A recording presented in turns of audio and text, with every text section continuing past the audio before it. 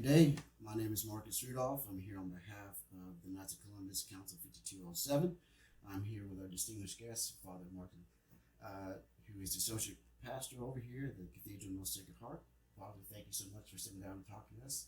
I just wanted to get a sense for the men, instead of me just talking every meeting, to sit down and talk with you. You are probably the best good of the order for the men, as far as better than me talking. So I just want to sit down and have a little conversation with you. For the men who don't know you very well, Father, can you just give a brief background of yourself? Yeah, so my name is Father Marcin Gladysz. Marcin, but in the United States I prefer to say about myself that I am Martin. It's the English version of Marcin. I am originally from Poland. I born in Poland.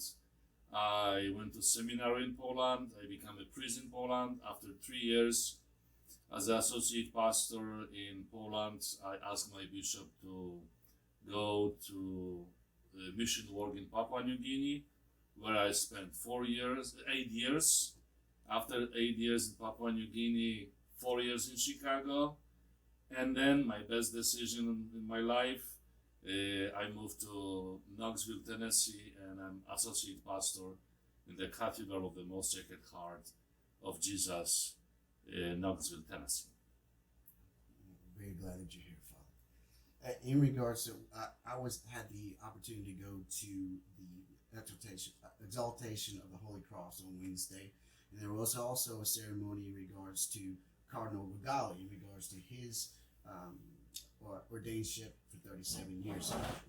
If you could just talk about the importance of that feast of the Holy Cross, and also all the good works that Cardinal Regali has done for the Catholic Church over the years. Yeah, the feast of the exaltation of the cross, it's of course about the cross, but the background of this history is Saint Helene. She is a mother of Caesar Constantine, who made Christianity as the official religion in Roman Empire. So he's the one who saw in his dream Jesus showing him cross and saying, "In this sign you will win the war against your enemy." And his mother went to Jerusalem, and she find Jesus' cross and bring this cross to Rome. And September 14 is the day when they exposed cross of Jesus in Rome. This is really important because this is the sign of our life. Yeah? So many people are thinking that cross is a sign of death, especially because so many times you will go to the cemetery and you will see the crosses, and people are thinking that this is a sign of the death. No, we are putting the cross over the grave of our parents, of our family and friends, because we want to show that the person here is waiting for resurrection. And the cross is the sign of hope. Jesus made that the sign, of course, cross before was the sign of death. But Jesus' resurrections make this cross the sign of life. And so this feast has two meanings. First is the historical meaning. This is the day when they bring the Holy Cross to Rome. And the second is like a reminder for us that in this sign is our salvation. And as you say, this is a very special day for our Cardinal, Justin Regali, because 37 years ago, on the feast of the exaltation of the cross, he became a bishop. It was his bishop ordination by John Paul II, and it was the private ceremony I think it was in Castel Gandolfo, in the chapel of Castel Gandolfo. Castel Gandolfo is the place when bishop is going for vacation. It's like a rest place. Right? What is interesting, when John Paul II became a pope, they make a swimming pool in Castel Gandolfo from Pope. But talking about Cardinal Regali, Cardinal Regali, he is a special man right now in Catholic Church, not just because he's a cardinal, because he is the living history of the church. If you will go to his office, you will see Cardinal Regali on the pictures with Pope John 23rd, Paul the Sixth, John Paul the First, John Paul the Second, Benedict XVI, and Pope Francis. Even more, as a young priest, he was the usher during the Vatican II. So yeah, he is a really living history, and he is a special man, and he is example for us also. Yeah? He is a very good person. Yeah, it's not about that he is a cardinal, that he is a priest, bishop. He's a human. He's a person who is showing to us how to trust God, yeah, and how in the cross find salvation. Thank you very much in regards to saying that. Lastly, we are almost done with the month of September. For the month of October, can you tell the men what to look out for in regards to feasts that the Catholic Church will be celebrating, saints that we will be recognizing, and that pertinent information that we need to know? Yeah, so we are finishing the September, and September is it's interesting month. You know, I am calling September the month of suffering.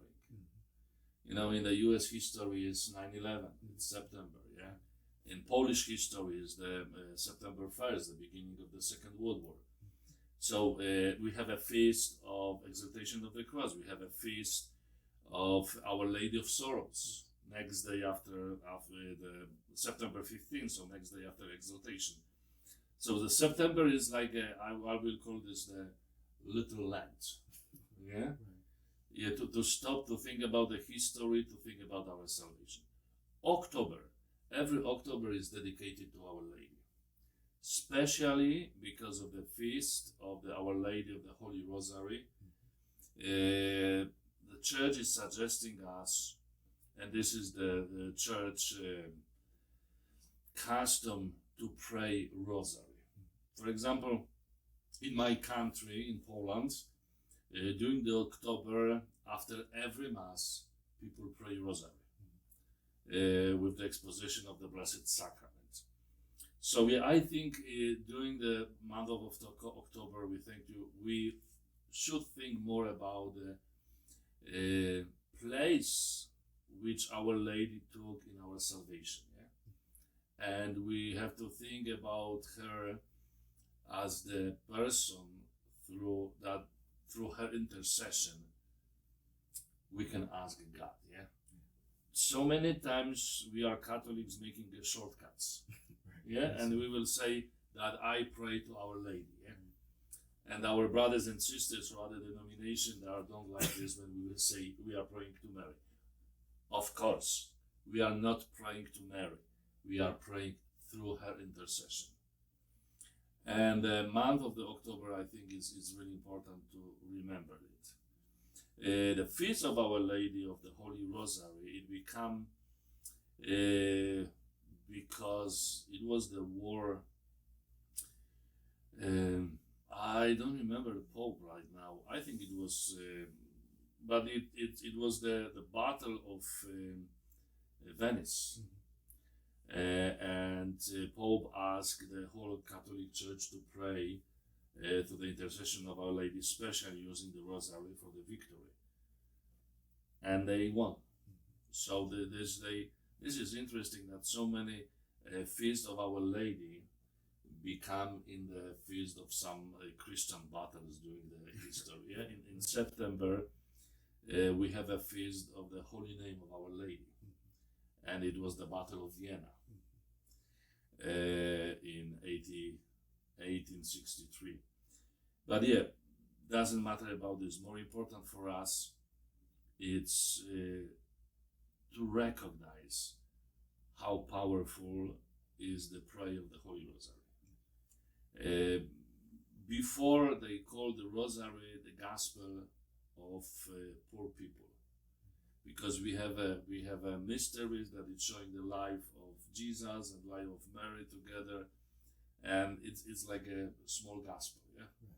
And what is important, and I want to say this, what is important in Rosary, because so many times when we are praying Rosary, we can lost, yeah. Our mind will go someone else, yeah. Yes, sir. And it's like, hey Mary, it was like a 15 or 16 already. Yes, sir. Right. So it's really important to meditate the mystery that we are praying right now. Yeah, I will always say this is helping me.